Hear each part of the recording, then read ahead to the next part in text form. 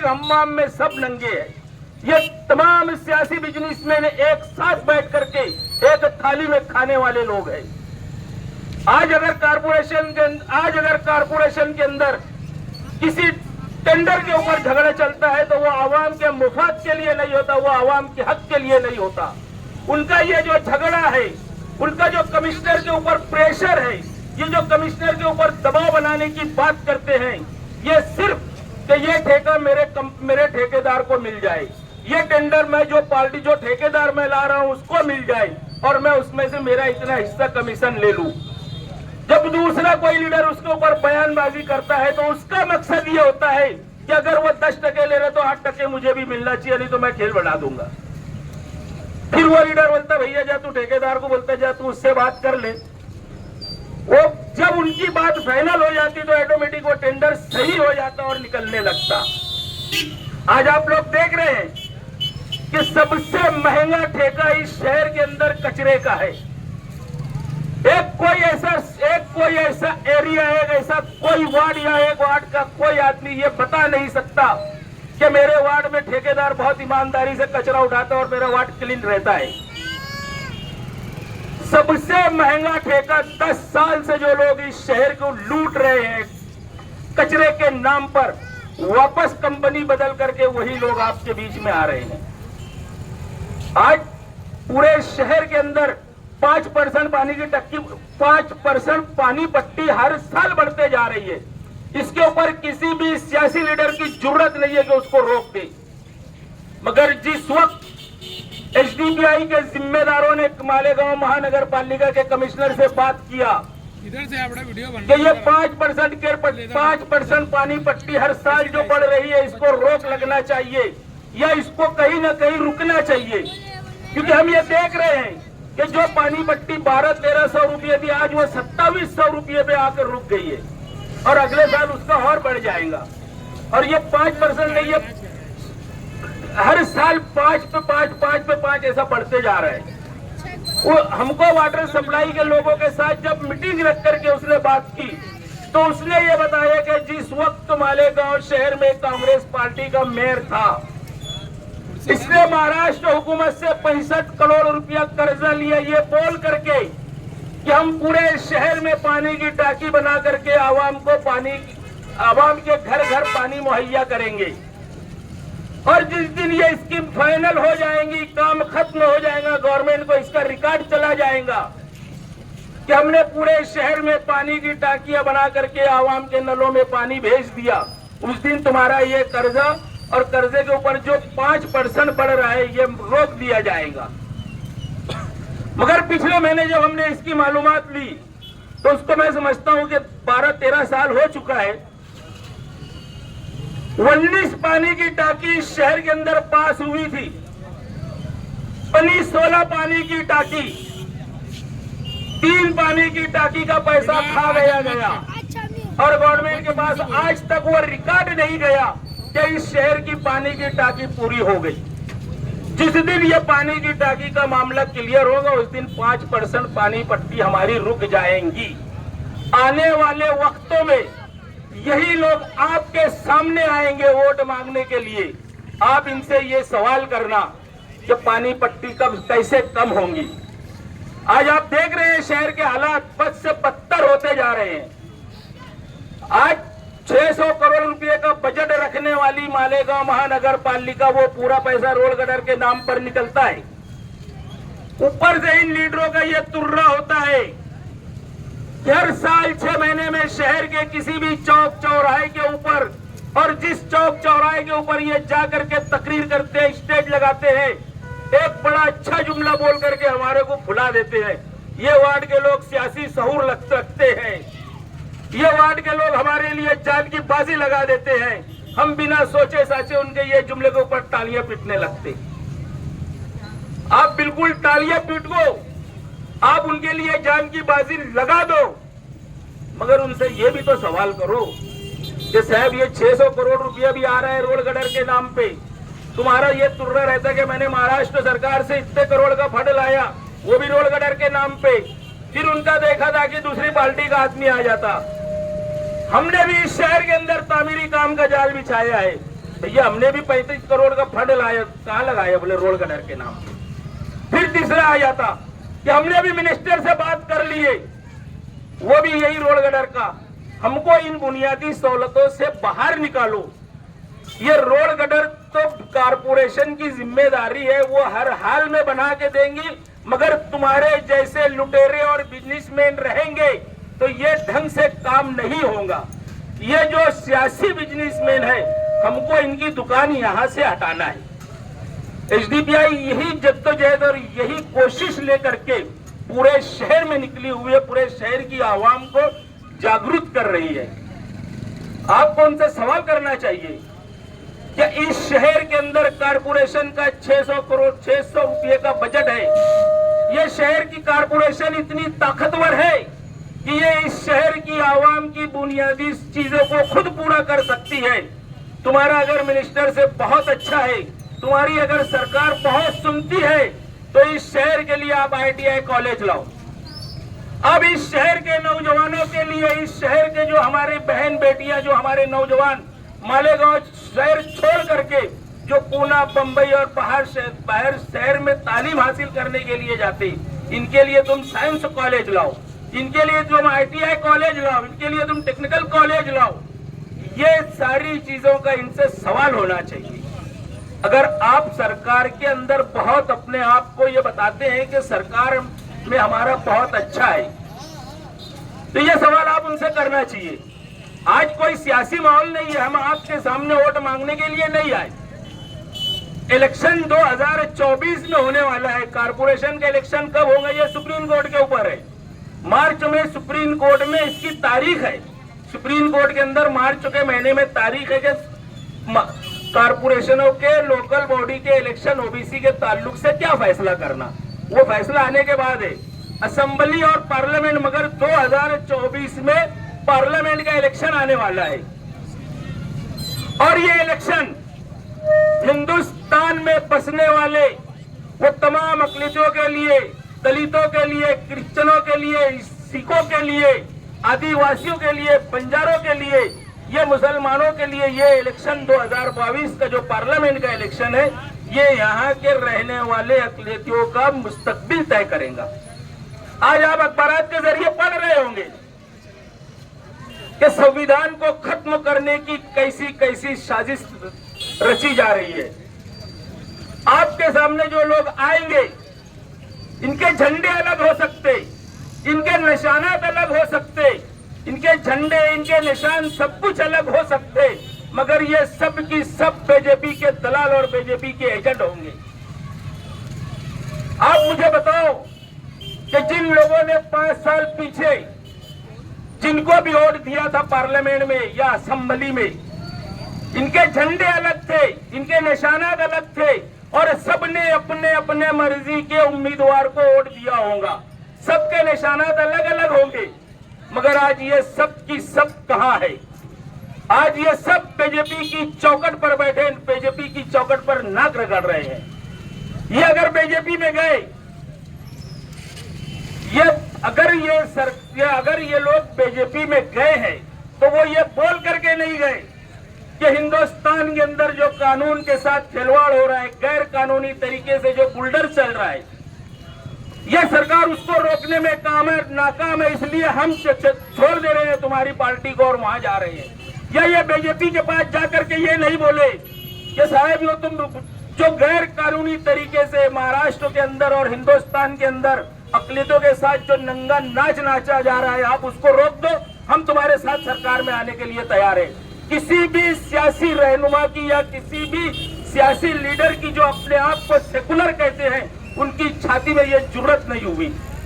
अगर ये गए हैं बीजेपी में, अगर ये गए हैं बीजेपी की चौखट पर, अगर ये नाक रगड़ रहे हैं, तो ये इसके लिए गए हैं कि जो ऐश की जिंदगी वो गुजार रहे थे, जो डल्लप की गादी पर वो सो रहे थे, जो एसी के ऑफिस में वो बैठ रहे थे, ये उनसे वो सरकार छीन लेने वाली थी, इनको जेल की सलाखों के पीछे डालने वाली थी। जितने भी हिंदुस्तान के चोटे भामटे मिनिस्टर है, जो सरकार के अंदर बैठे हुए, जिन्होंने आवाम का बैतुल माल खाया है, ऐसे लोगों के ऊपर सरकार, बीजेपी सरकार ईडी भेज करके इनकी धज्जियां उड़ा रही है। और ये अपने आप को बचाने के लिए बीजेपी में जा रहे हैं। तो आपके मुस्तकबिल की फिक्र नहीं है किसी को। आपको आपके मुस्तकबिल के लिए खुद लाए अमल तय करना होगा। आपको अपनी स्ट्रेटेजी खुद बनानी होगी। आपको तय करना होगा कि आपका लीडर, आपका नुमाइंदा कैसा होगा। गुज़िश्ता दिनों बंबई में बैठकर किसी 1.5 फुट के डंडू ने आप लोगों को मिनी पाकिस्तान कहा और जिहादी का। नुमाइंदे का उस वक्त ये काम था कि सदन के अंदर लफ्जों के जरिए उसका मुंह नोच लेते, मगर क्या हुआ, यहां आकर डीवाईएसपी को मेमोरेंडम दिया जा रहा है। गवर्नर को लेटर दिया इन्होंने। आपको बड़ा ताज्जुब होगा सुनकर, इनके लेटर देने के 2 दिन के बाद उस 1.5 फुट के डंडू को Y+ की सिक्योरिटी दे दी गई। ये हाल है हमारा। कौन बोलेगा? उसने कहा कि शहर में पावर की चोरी हो रही है। बताइए आप, पावर का जो MPSL कंपनी है उसके जानिब से जो सुविधाएं हमको देना थी, क्या उन्होंने वो दी? एक गरीब का जो फॉल्टी बिल आता है 10-20 लूम के कारखानेदार का, जो बड़ी मुश्किल से मंदी के दौर में अपने कारोबार को चला रहा है, आपको बिल देखकर ताज्जुब होगा। 20-20, 22-22, 25-25 लाख रुपए का फॉल्टी बिल भेजा जा रहा है। कौन बोलेगा? जब हम मालूमात ले तो पता चलेगा कि MPSL कंपनी में इन्हीं के सारे लोग भर्ती है, चाहे आजी हो चाहे माजी हो। जब इनके मुंह में निवाला है तो आपकी तरफ से बोलने वाला कौन है? बताइए आप। मैं बार बार आपसे सवाल कर रहा हूँ, कहाँ है आप? कहाँ है हमारा सियासी शऊर? जो कल तक के 12x25 में रहते थे, आज महलों में रह रहे हैं। 50-50 लाख की गाड़ियों में घूम रहे हैं। 1.5 लाख के फोन है इनके पास। कहां से आया इतना पैसा? 20-20 साल तक जिन्होंने राज किया। अपोजिशन कहती है कि हमारे माइक बंद कर दिए गए। कोरोना के दौर में आपके पास में आवाम की ताकत थी, आपने क्यों नहीं उनको सड़कों पे लेकर बैठा के हमारा माइक बंद कर दिया गया? आपने आड़ लिया कि डिक्टेटरशिप चल रही है। अगर आपके अंदर इतना दमखम होता तो आप सरों के समंदर को लेकर सड़कों पे बैठ जाते कि हमारा ये काम करके दो। कोरोना काल के अंदर जितनी बदनवानी हुई मालेगांव की तारीख में कभी नहीं हुई। आपको पता होगा, महाराष्ट्र में सबसे पहले क्वारंटाइन होने वाला कोई शख्स है तो हमारे शहर का MLA है। कौन बोलेगा? कौन मुखालफत करेगा? बताइए आप। अभी गुज़िश्ता दिनों खिचड़ी का टेंडर निकला, आपको शायद पता नहीं होगा। इस्लाह सियासत, खानदानी सियासत का खात्मा करने का जो लोग नारा लगाते थे वो भी टेंडर में शामिल है, वो भी ठेकेदारी कर रहे हैं। शहर से लीडरशिप का खात्मा हो चुका है। सारे के सारे लोग ठेकेदारी में मुलव्विस है। बताइए आप, आपके हिस्से की सड़कों को खाकर इनको चैन नहीं मिला, आपके हिस्से की गटरों को खाकर इनको चैन नहीं मिला, आपके बच्चों की स्कूलों को बेच दिया गया फिर भी चैन नहीं मिला। अब आपके बच्चों के पेट के निवाले तक बात आ गई। जी हाँ, बिल्कुल मैं कह रहा हूँ, खिचड़ी के टेंडर में शहर के तमाम सियासी लीडरान मुलव्विस हैं, एक ही प्लेट में बैठकर खा रहे हैं। कौन बोलेगा इस पर? किसी की छाती में इतना दम नहीं है कि इनके ताल्लुक से बोले। हमने बेड़ा उठाया है कि हम आवाम को जागरूक करेंगे और हमने अपने आप को पेश कर दिया, आपके दरमियान में आ गए इस उम्मीद के साथ कि आप लोग जाग जाएं। हमारा काम है जगाना, मगर हम लोग कब जागेंगे? सवाल ये है। आज हम लोगों ने अगर आप लोगों के सामने आकर जुर्रत की है तो आपका भी फर्ज बनता है। आप कुछ मत करिए, सिर्फ हमारा साथ दीजिए। कुर्बानियां हम देंगे, केसेस हम बनाएंगे, जेलों को हम जाएंगे। वैसे भी 14 केसेस मेरे ऊपर 2 साल में बन चुके हैं। हम किसके बाप से नहीं डरते। जो लोग कहते थे कि हमने सेंट्रल जेल का बोर्ड देख लिया है, मैं उनसे कहता हूं कि हमने सेंट्रल जेल की रोटी खाई है, सिर्फ आपके लिए। आपको पता होगा गुज़िश्ता दिनों ज्ञानवापी मस्जिद का मामला आया, मैं 2 साल पहले की बात कर रहा हूँ। ज्ञानवापी जैसे ही मामला पेश आया, कोर्ट में किसी ने PIL डालकर कहा कि जो वजू खाना है वो शिवलिंग है। 4:30 बजे ये ऑर्डर आता है कि वजू खाने को सील कर दिया जाए। 8:30 बजे SDPI के लोग खयाबान निशात चौक में धरना देते हैं। उसी दिन हमारे ऊपर केस बुक होता है, 2 दिन बाद हमको अरेस्ट कर लिया जाता है। 6 दिन तक उस मामले में हम लोग सेंट्रल जेल में बंद थे। और उसके पीछे भी जो साजिश करने वाला था, हमारे शहर का एक लीडर था, जो अपने आप को लीडर कहता है, दरअसल वो मुनाफिक है। मैं बड़ी जिम्मेदारी से कह रहा हूं, 2 सालों में 14 केसेस बने मेरे ऊपर। गुज़िश्ता कुछ दिनों पहले आपको पता होगा, मुफ्ती सलमान अजहरी का मामला पेश आया। आज भी वो जेलों में है। शहर में किसी भी लीडर को इस ताल्लुक से कोई नोटिस नहीं दिया गया। मुझे 149 का नोटिस दिया गया कि आप लोग धरना आंदोलन नहीं करना। अगर आप लोग धरना दोगे तो हम केस बनाएंगे, अगर आप धरना देंगे तो आपके ऊपर गुना दाखिल होगा, आपको जेलों में डाला जाएगा। ये क्यों हुआ? हमारे किसी वर्कर ने व्हाट्सएप के ऊपर एक स्टेटस रखा था मुफ्ती सलमान अजहरी की हिमायत में। हमारे ही मुनाफिकीन ने पुलिस डिपार्टमेंट को वो वीडियो भेजा और कहा कि साहब इनका देखो बहुत ज्यादा हो रहा। पुलिस इतनी रिकामी नहीं है, इनके कहने पर पुलिस ने हमको नोटिस दिया। जो बात मैं आपको बताना चाहता हूं, जो आपकी लीडरशिप का दम भरते हैं, दरअसल वो एक चूहे हैं।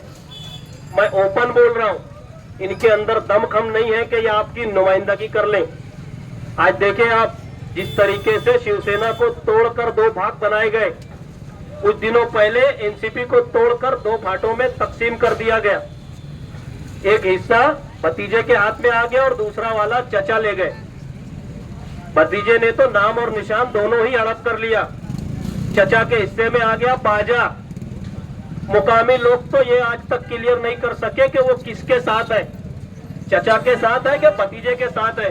घड़ी में 10:10 बजाएंगे या बाजा बजाएंगे।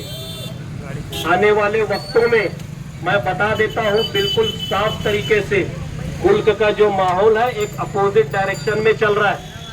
हमको बिल्कुल भी समझदारी से काम लेना है।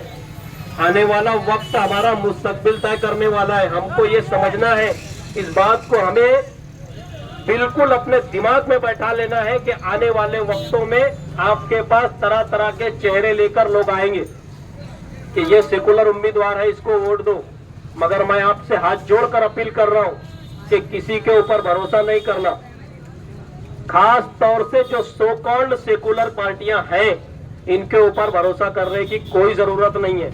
आप देखेंगे हमारी पार्टी का नाम social democratic party of India, social यानी समाजी, डेमोक्रेटिक यानी जमहूरी। हमारी पार्टी में किसी मजहब का नाम नहीं लिखा हुआ है। आप समझते होंगे ये सिर्फ मुसलमानों की पार्टी है। मैं कह देना चाहता हूं आपको कि ये सिर्फ मुसलमानों की पार्टी नहीं है। ये पार्टी मुल्क में बसने वाली 135 करोड़ आवाम की पार्टी है। इसमें हिंदू, मुस्लिम, सिख, ईसाई, आदिवासी, क्रिश्चियन सारे लोग शामिल हैं और अपनी अपनी खिदमत अंजाम दे रहे हैं। मुल्क की 16 रियासतों में पूरी मजबूती के साथ हम लोग काम कर रहे हैं। हमारे लगभग 700 अवामी नुमाइंदे काम कर रहे हैं और आवाम की खिदमत कर रहे हैं, जो अलग अलग मजाहिब के मानने वाले हैं। और बड़े फख्र के साथ मैं कहता हूं कि एक भी अवामी नुमाइंदे के खिलाफ में करप्शन के चार्जेस नहीं है। करप्शन यानी बदनवानी, जो आपका पैसा टैक्स की शक्ल में जाता है सरकारों तक, उसमें 1 पैसे की भी बदनवानी हमारे नुमाइंदों की तरफ से आज तक रिकॉर्ड पे नहीं आई। गुज़िश्ता दिनों कर्नाटक में असेंबली का इलेक्शन हुआ। आपको बताते हुए मैं फिर कह रहा हूँ, बड़ी खुशी और फख्र के साथ कहता हूँ, इलेक्शन कमीशन ऑफ इंडिया ने SDPI कर्नाटक को अवार्ड दिया है अपने इलेक्शनी मामलात में शफाफियत के ऊपर। बिल्कुल ट्रांसपेरेंट काम होता है SDPI के अंदर। ये किसी मखसूस खानदान की जमात नहीं है, किसी एक चेहरे की पार्टी नहीं है। मैं आप लोगों को बता दूं कि इसकी SDPI की जो बागडोर है या यूं कहे कि जो इसकी कमान है, वो बराह रास्त अवाम के हाथ में है, यानी आपके हाथ में, ना कि किसी खानदान के हाथ में। एसडीपीआई से जुड़ने के कोई बहुत ज्यादा प्रोसीजर नहीं है। आपको एक फोटो और आधार कार्ड देना और एसडीपीआई का मेंबर बनना है और अपने मसाइल खुद हल करना है। एसडीपीआई पार्ट मुल्क में वाहिद एक सियासी जमात ऐसी है जो अपने मेंबर को, अपने कैडर को सियासी शऊर बेदार करती है, उसको सियासत की ट्रेनिंग देती है। मेरी बात कर लीजिए, मैं 5 मिनट से ज्यादा बोलने की मेरी हैसियत नहीं थी, मगर आधे घंटे से आपके सामने मैं बात कर रहा हूँ। ये है एसडीपीआई। मैं आप लोगों से हाथ जोड़कर अपील कर रहा हूँ, ये प्लेटफॉर्म आपका है, ये पार्टी आपकी है, ये लोग आपके हैं। आप खुद पार्टी से जुड़िए और मजबूत बनिए। आप अपने आने वाली नस्लों की मुस्तकबिल के जमानतदार बनिए। एसडीपीआई किसी खानदान की नहीं है। आप लोगों से मैं हाथ जोड़कर अपील कर रहा हूँ कि अब कोई अबाबिलों का लश्कर नहीं आने वाला। हमको खुद अबाबिल बनना होगा और हम अपने हरम की हिफाजत खुद करनी होगी। हमारे मसाइल अगर हम सोचें कि कोई बंबई में बैठ के हल कर देगा, कोई दिल्ली में बैठकर हल कर देगा, या कोई हैदराबाद में बैठकर हल कर देगा, तो ऐसा नहीं है। आप देखें, आप सोशल मीडिया अगर इस्तेमाल करते होंगे तो आप सिर्फ एसडीपीआई लिखें, आपको समझ में आ जाएगा एसडीपीआई क्या है और क्या कर सकती है। मैं आपसे आखिर में यही कहूंगा कि ये आपकी पार्टी है, आप इससे जुड़े, मजबूत बने, ना कि मजबूर। बहुत बहुत शुक्रिया। वाखिरु दावाना अनिल हम्दुलिल्लाहि रब्बिल आलमीन।